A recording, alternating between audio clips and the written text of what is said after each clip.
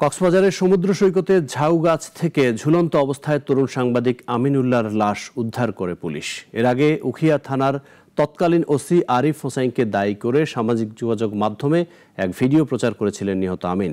তার মৃত্যু ঘিরে তৈরি হয়েছে রহস্য। মিসবাহ আজাদের রিপোর্ট, জানাচ্ছেন শাশ্বতী সরকার। উখিয়ার দক্ষিণ বালুখালীর বাসিন্দা আমিনুল্লাহ ছিলেন অনলাইন সংবাদ মাধ্যম দক্ষিণ আমার প্রাণের বাংলাদেশের উখিয়া প্রতিনিধি।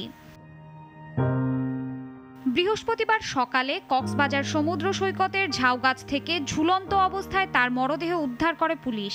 2 দিন থেকে নিখোঁজ ছিলেন তিনি। আমিনের মৃত্যুতে শোকে ভেঙে পড়েছে পরিবার। স্বজনদের অভিযোগ, পরিকল্পিতভাবে হত্যা করা হয়েছে তাকে। এদিকে সামাজিক যোগাযোগ মাধ্যমে ভাইরাল হওয়া 7 মিনিটের এক ভিডিওকে ঘিরে তৈরি হয়েছে রহস্য। ভিডিওতে আমিনুল্লাহ অভিযোগ করেন, উখিয়ায় ছাত্রলীগের মিছিলে তার ছোট ভাইকে বিনা অপরাধে পুলিশ গ্রেপ্তার করে। আমিনকেও মিথ্যা মামলায় ফাঁসানোর চেষ্টা করেছিল পুলিশ। ছোট ভাইকে না পেয়ে বড় ভাইকে নিয়ে যাওয়া, এটা কোন আইনে আছে?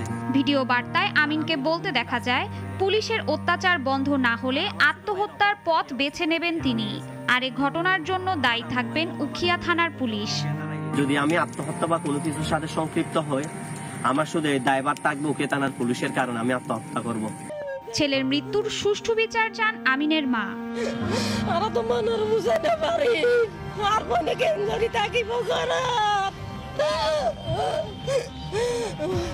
পুলিশ জানায়, মরদেহে কোনো আঘাতের চিহ্ন পাওয়া যায়নি।